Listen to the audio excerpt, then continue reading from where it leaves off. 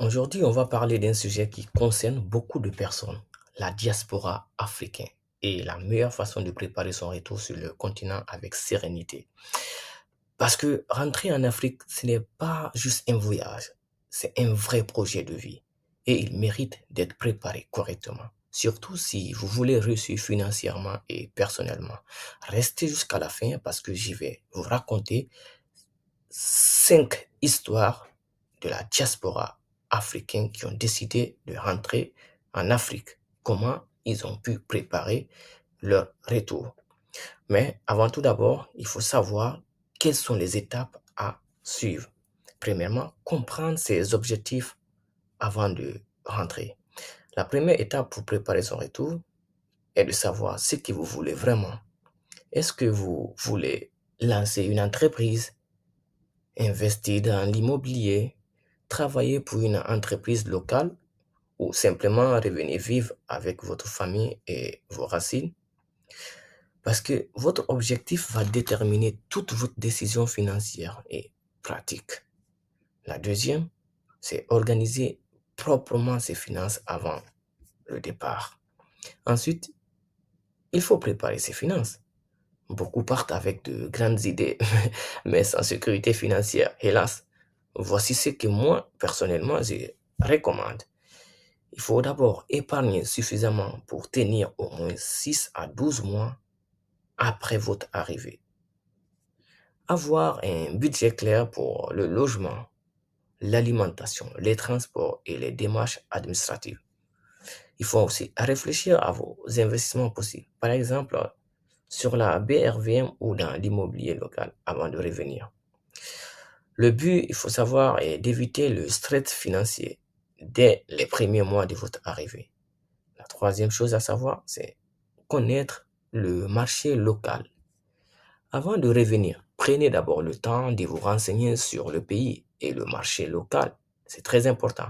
Savoir comment fonctionne l'immobilier, par exemple, quels sont les secteurs en croissance, quelles entreprises recrutent ou ont besoin de talents. Plus vous connaissez le terrain, plus vous pourrez prendre des décisions éclairées dès votre arrivée. Mais quatrième peut-être, construire un réseau avant de revenir. La diaspora, vous avez un avantage énorme, le réseau international. Mais avant de revenir, commencez à contacter des amis ou connaissances sur place. Participez s'il faut à des groupes professionnels ou forums africains. Identifiez des partenaires potentiels ou des mentors, je ne sais pas. Un bon réseau peut faire la différence entre réussir rapidement et galérer très très longtemps. Cinquième, planifier le logement et la logistique. Parce que c'est l'élément que je dirais plus fondamental. Ne laissez pas ces détails au hasard. Cherchez un logement avant votre arrivée. Réfléchissez s'il faut à la scolarité, si vous avez des enfants, si vous venez en famille. Préparez les transports et la santé, tout ça, c'est important. Ces points sont souvent, moi je dirais, la source principale du stress, surtout pour la première année. Alors, essayez d'anticiper, anticipez-les pour un retour serein. Et la dernière, peut-être oui, investir intelligemment pour le futur. Si vous voulez un retour avec sérénité, pensez à mettre votre argent à travailler pour vous bien avant. Quelques idées, par exemple, investir progressivement sur la bourse régionale des valeurs mobilières, la BRVM, pour profiter des entreprises locales en croissance. Vous n'avez pas besoin d'être sur place pour pouvoir investir sur la BRVM depuis la diaspora. Vous pouvez commencer.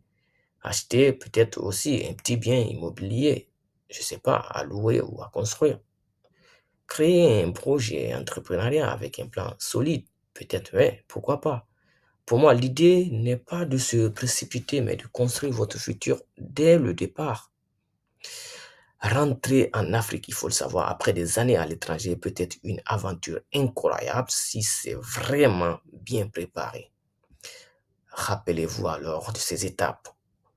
Avant tout, définir vos objectifs, organiser vos finances, connaître, comme je disais, le marché local, construire un réseau, son réseau, planifier la logistique et investir intelligemment.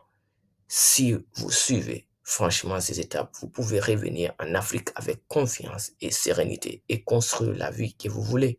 Par exemple, moi, personnellement, j'ai construit mon retour grâce à la BRVM. Vous avez vu, actuellement, sur mon portefeuille d'investissement, valorisation globale, 1 804 872 francs CFA. Et là, ma vision, c'est 2030. À partir de 2030, je me projette un retour au pays. Donc, avant ça, je continue à investir. Alors, et si on parlait peut-être exemple concret, comment les 5 Africains de la diaspora ont préparé leur retour et ils ont bien reçu parce qu'ils se sont bien préparés. Je vais vous raconter cela et partager l'expérience de ces 5 personnes. Peut-être ça pourra vous aider. Vous allez voir que derrière chaque réussite, il y a une stratégie et de la préparation et un bon mindset, bien sûr, un mindset solide. On va prendre l'histoire numéro 1, le retour de l'entrepreneurial. Le premier Africain avait déjà une expérience dans le digital en Europe. Avant de revenir, il a passé 6 mois à étudier le marché local. Comme je vous disais, c'est très important. Quelles entreprises existaient, quels services manquaient, quelles opportunités étaient sous-estimées. Donc, il a pris le temps. Résultat, il est revenu avec un business plan clair, a lancé sa start-up et aujourd'hui, son entreprise prospère et est rentable depuis 2 ans. Le secret pour le préparer avant de revenir et comprendre le terrain, c'est tout bénéf pour lui. Et si nous venons sur l'histoire de la deuxième personne, l'investisseur qui est patient. Quant à lui, le deuxième Africain voulait investir dans l'immobilier et la bourse africaine. Très simple, clair, précis, net. Au lieu de se précipiter, il a commencé par épargner régulièrement depuis l'étranger, comme je le fais. J'épargne, j'investis. Vous avez vu? Et ouvrir un compte chez une SGI pour investir sur la bourse régionale, c'est la chose idéale à faire. La voilà, la preuve devant vous. OK? Les actions, si vous voulez les voir, je peux vous montrer aussi les actions. Il n'y a pas de problème. OK? Donc là, je disais, mon portefeuille, il est là. OK? Mais cet investisseur patient, aujourd'hui, il reçoit des revenus passifs et voit son portefeuille grossir chaque année. Si moi, je continue sur cette direction, sur cette lancée, sur 5 ans, et que je retourne au pays, bah, je pourrais percevoir des revenus passifs grâce à mon investissement ici à la BRVM. Alors, c'est quoi le secret? La patience et la régularité. C'est aussi simple que ça. Et l'histoire de la troisième personne, du troisième Africain, c'est une famille bien préparée, par exemple. Le troisième Africain voulait revenir avec sa famille. Avant de partir, il a organisé, il a trouvé un logement, scolarité pour les enfants, il a tout préparé, santé, assurance, tout la totale. Résultat, une arrivée sans stress et la famille s'est adaptée rapidement parce que le terrain, il était bien préparé. Alors, le secret, planifier les aspects logistiques avant le départ. Maintenant, si nous venons au niveau de l'histoire de la quatrième personne, l'entrepreneur social. Le quatrième Africain voulait créer une entreprise qui a un grand impact. Il a utilisé son expérience dans la diaspora pour identifier un besoin social spécifique. En revenant, il a lancé un projet qui combine profit et c'est pas impact positif. Ok, disons ça. Aujourd'hui, son entreprise est un exemple de réussite locale et durable.